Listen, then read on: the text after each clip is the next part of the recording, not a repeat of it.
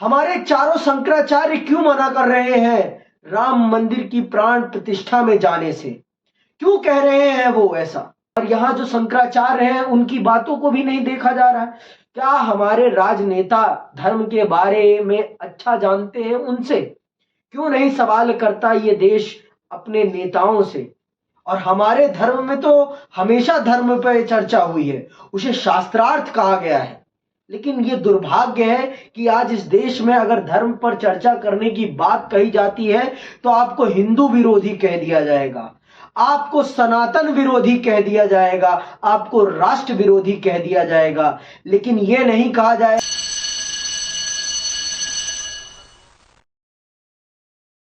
जय हिंद साथियों, राम मंदिर तैयार है या अधूरा है?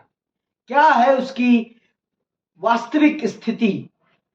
कोई क्यों नहीं बताता वास्तविक स्थिति? 22 तारीख को प्राण प्रतिष्ठा है और चारों शंकराचार्य बहिष्कार कर रहे हैं प्राण प्रतिष्ठा में। क्यों ऐसा हो रहा है?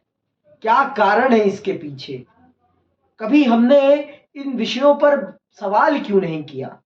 क्या धर्म राजनीति बन गया है या इस पर भी वोट मांगे जाएंगे, या राम वोट के प्रतीक हैं?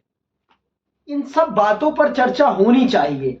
लेकिन ये दुर्भाग्य है कि हमारे देश में अगर कोई धार्मिक चर्चा करने के लिए सवाल करता है तो उसे या तो धर्म विरोधी करार कर दिया जाता है, या तो राष्ट्र विरोधी करार कर दिया जाता है, या तो हिंदू विरोधी करार कर दिया जाता है।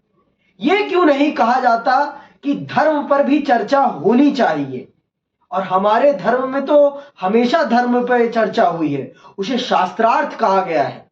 लेकिन यह दुर्भाग्य है कि आज इस देश में अगर धर्म पर चर्चा करने की बात कही जाती है तो आपको हिंदू विरोधी कह दिया जाएगा, आपको सनातन विरोधी कह दिया जाएगा, आपको राष्ट्र विरोधी कह दिया जाएगा। लेकिन यह नहीं कहा जाएगा कि आप सही चीज कर रहे हैं। धर्म में सवाल करना बहुत जरूरी है, धर्म पर सवाल करना बहुत जरूरी है, क्योंकि सवाल सही दिशा में ले जाते हैं चीजों को, जो गलत होता है उसका निवारण करते हैं।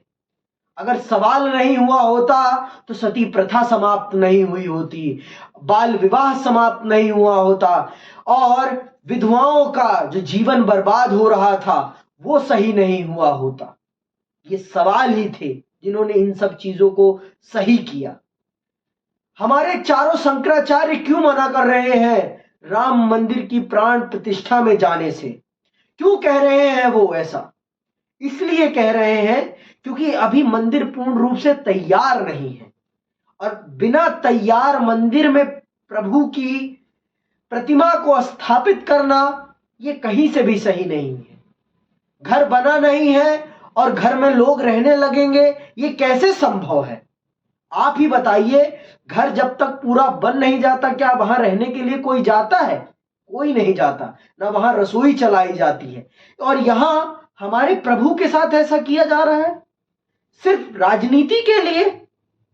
और यह नहीं समझ में आता, राष्ट्र का जो राजनीतिक प्रमुख व्यक्ति है, राष्ट्र का राजनीतिक प्रमुख, शब्द सुनिएगा, राजनीतिक प्रमुख है वो।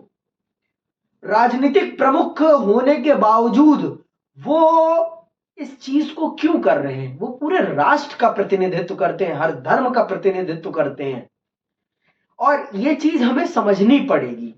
और शंकराचार्य भी कह रहे हैं कि क्या हम लोग वहां पर ताली बजाने जा रहे हैं, या हम माननीय मोदी जी को देखेंगे? क्या वो हमसे ज्यादा धर्म के ज्ञानी हैं?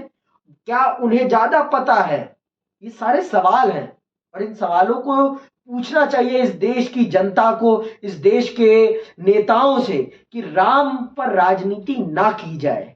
राम इस देश के सिद्धांत है, राम इस देश की आत्मा है, और आत्मा पर राजनीति नहीं करी जाती।